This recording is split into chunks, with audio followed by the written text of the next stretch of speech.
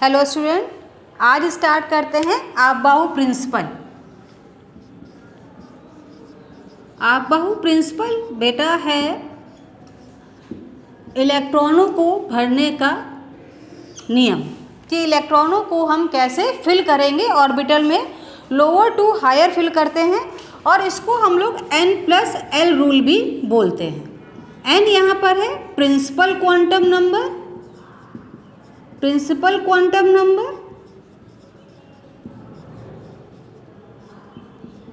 और l यहाँ पर है azimuthal quantum number, azimuthal quantum number.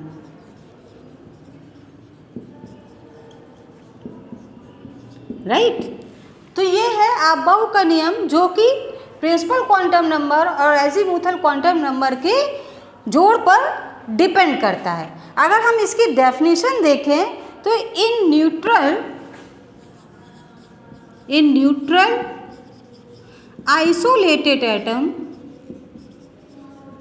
Condition क्या है कि एटम हमारा न्यूट्रल होना चाहिए, आइसोलेटेड होना चाहिए।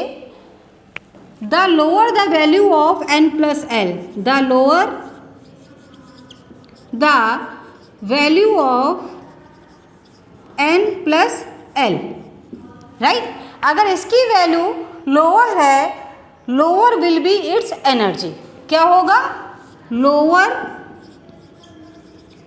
विल बी इट्स एनर्जी, इसकी एनर्जी भी क्या होगी? लोअर होगी। तो कंडीशन क्या है? न्यूट्रल होना चाहिए, आइसोलेटेड होना चाहिए, lower the value of n+l, lower will be it's energy, इसकी एनर्जी भी क्या होनी चाहिए? लोअर होनी चाहिए। ठीक, the orbital with lower value of n+l, तो उसके में इलेक्ट्रॉन की फिलिंग सबसे पहले होगी, इसी को हम बोलते हैं आपबाहु प्रिंसिपल। अच्छा, however if atom is, if the two different type of orbitals, if the two different type of orbitals, जैसे कि s और p आ जाएं, different type of orbitals have same value of n+l, same value of n+l, तो क्या होगा? जिसमें orbital का संख्या सबसे कम होगी, एनर्जी लोअर होगी, उसमें ही इलेक्ट्रॉन एंटर करेगा। इसको बोलते हैं हम लोग आपबाहु का प्रिंसिपल। अब इसमें हम लोग देखते हैं कि इलेक्ट्रॉन की फिलिंग कैसे होगी। इसमें हम लोग देखते हैं कि इलेक्ट्रॉन की फिलिंग कैसे होगी। तो इसके लिए हम लोग एक टेबल बना लेते हैं बेटा। टेबल जो बनाएंगे उसमें हम लोग 4 कॉलम रखेंगे और पहले कॉलम में लिखेंगे type of orbital, type of orbital. दूसरा है हमारा value of n, value of n मतलब प्रिंसिपल क्वांटम नंबर की वैल्यू, वैल्यू ऑफ l मतलब एजीमुथल क्वांटम नंबर की वैल्यू, और वैल्यू ऑफ n+l जो आ रही है उसकी वैल्यू, और वहाँ पर एनालिसिस देखेंगे। तो टाइप ऑफ ऑर्बिटल में पहले s, p, d and f में हम लोग जाएंगे।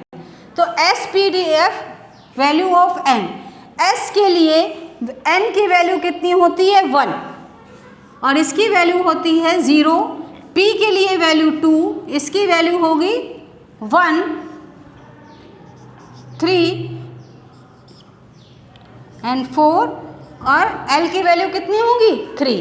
अब n+l का जो जोड़ आएगा यहाँ पर 1, s के लिए 1, p के लिए कितना आ गया? 2 + 1 3, 3 + 2 5, राइट। d के लिए कितनी आ गई?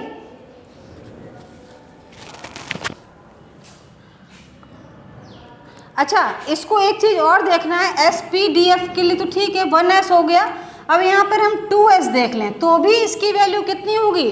n की वैल्यू तो 2 हो जाएगी, लेकिन l की वैल्यू कितनी आ जाएगी? 0। तो ये कितनी वैल्यू आ जाएगी? 2। ठीक है। अब 2s के बाद जाएगा 2p में। ठीक है, जब ये 2p में जा रहा है तो p के लिए n की वैल्यू कितनी हो जाएगी बेटा? 2। p के लिए वैल्यू कितनी होती है? 2 ही होती है, क्योंकि जो आगे लिखा रहता है ये हमेशा प्रिंसिपल क्वांटम नंबर बताता है और इसकी वैल्यू हो जाएगी 1। तो कितना आ जाएगा? 3। राइट। अब हम आ रहे हैं एस पी। अब हम आ रहे हैं 3s पे। 3s पे आप देख रहे हैं s के लिए यहाँ क्योंकि 3 लिखा हुआ आ गया तो n की संख्या तो 3 होगी, लेकिन s के लिए p की वैल्यू कितनी, l की वैल्यू कितनी होती है? 0। तो ये भी 3 आ गई। ठीक। अब हम देख रहे हैं कि पहला इलेक्ट्रॉन 1 में जाएगा तो 1 के लिए लोएस्ट एनर्जी, मतलब सबसे पहला वाला इलेक्ट्रॉन तो हमेशा इसी में जाएगा। ठीक है। अब 2 में जा रहा है तो इसके बाद इलेक्ट्रॉन हमेशा किस में जाएगा? Higher than 1s, higher than 1s। ठीक है। अब इसके बाद इलेक्ट्रॉन आप कहेंगे कि मैडम 3 में दोनों की ही 3 वैल्यू आ रही है तो किस में जाएगा?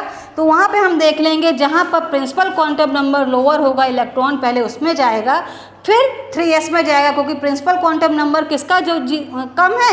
2p का। तो पहले इलेक्ट्रॉन 2p में जाएगा और इसके बाद जाएगा 3s में। इसी को बोलते हैं हम लोग आबाहु प्रिंसिपल के इलेक्ट्रॉन जो है लोएस्ट एनर्जी लेवल से लेकर हाईएस्ट एनर्जी लेवल में जाकर भरते हैं। इसको बोलते हैं हम लोग आबाहु प्रिंसिपल। तो बेटा एक नए टॉपिक के साथ कल फिर मिलेंगे, तब तक के लिए इतना ही रखते हैं। Thank you.